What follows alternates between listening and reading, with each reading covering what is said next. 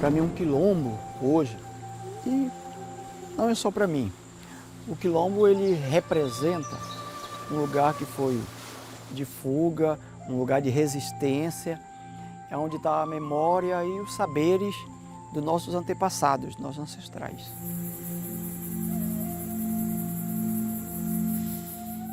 A gente entende que a data 1930 já existem alguns relatos já de historiadores naturalistas que viajavam, que ao chegarem aqui aos Trombetas, eles já encontraram alguns remanescentes de quilombos, né? Então, desde essa data já era possível aprovar e atestar que existiam descendentes, né, daqueles que foram escravizados, daqueles que que tiveram a sua dignidade roubada.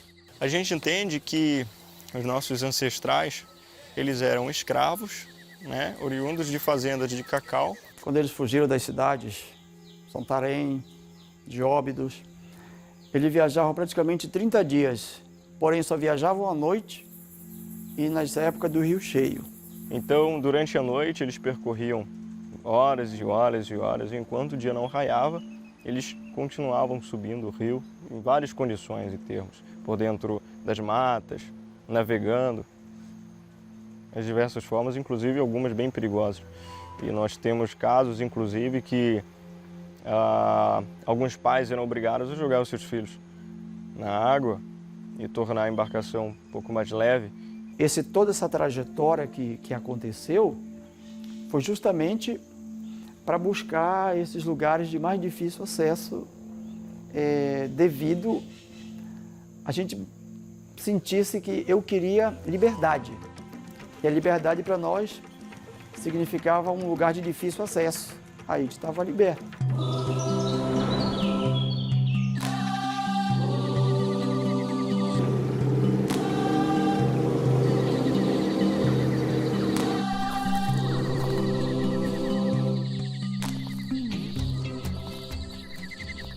Quando nós entendemos que por muito tempo nós fomos injustiçados e nós procuramos entender o que constitui de fato a nossa identidade, o que nos constitui como seres, como indivíduos de direitos, nós passamos a perceber que há uma necessidade constante de preservar e fazer o possível para manter a nossa própria cultura, aquilo que foi repassado. Então tem todo um relacionamento que foi construído e que a gente entende ser importante preservar e conservar, porque a dependência que nós temos, ela não é apenas fruto do acaso, né? É algo que os nossos ancestrais nos ensinaram, nos passaram.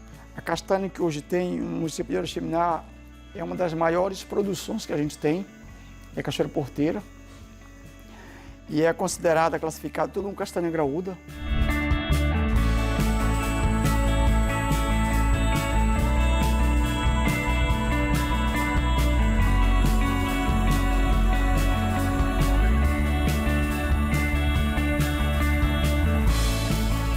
Essa extração, ela é fruto da própria experiência, da prática, porque à medida que o pai vai ao castanhal e leva o seu filho, o filho acaba aprendendo os modos, as formas de extrair, né, esse produto. Tem um tempo determinado e esperar o fruto cair, depois colher.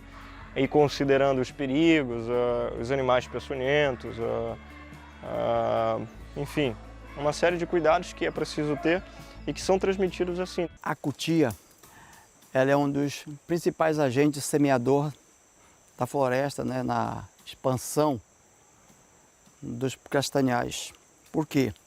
Você vê as aberturas, né, como ela é dos animais do grupo dos roedores, aqui os sinais, né, dos dentinhos dela, com o furo que tem para respirar, e ela consegue tirar todas as amêndoas, todas as sementes, e nesse momento que ela consegue tirar, ela sai para lugares diferentes e vai enterrar, como se ela estivesse armazenando no freezer dela, na geladeira, enfim. Então isso se torna um ciclo de plantio que ela faz na natureza. Depois que a gente importa para essas usinas lá de castanha, aí vão trabalhar o processamento dela, de fazer todo o beneficiamento, e depois elas, beneficiadas, embaladas, elas são feito o embarque nos navios, aonde elas são destinadas não só no Brasil, como para outros países.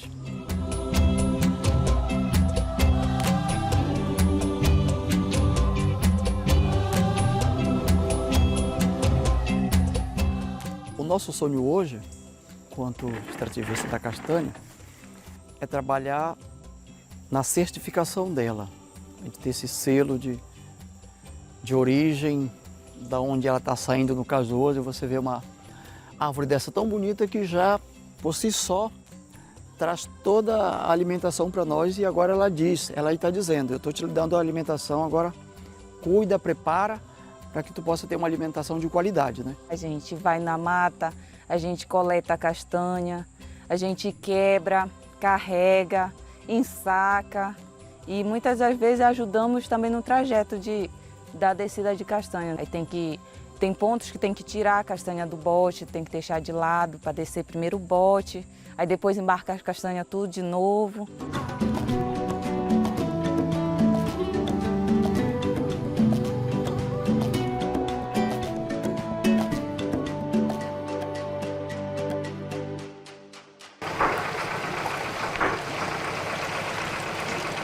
Hoje a principal economia do Quilombo Cachoeira Porteira e de outras dezenas de aldeias indígenas depende muito do uso direto da estrada. Toda a economia que vem para o Quilombo, nós dependemos da estrada para fazer o escoamento de produções e outras atividades nossas.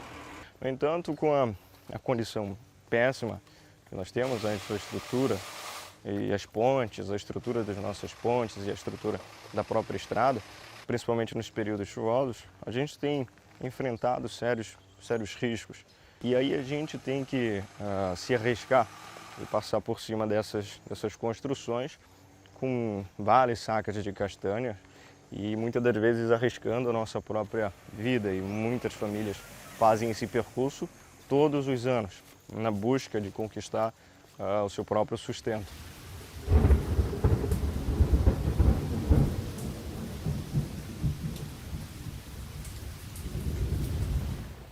Tem toda uma questão de ancestralidade, de fato, em se tratando de levar a família para desenvolver o trabalho de um castanheiro, de fato, né?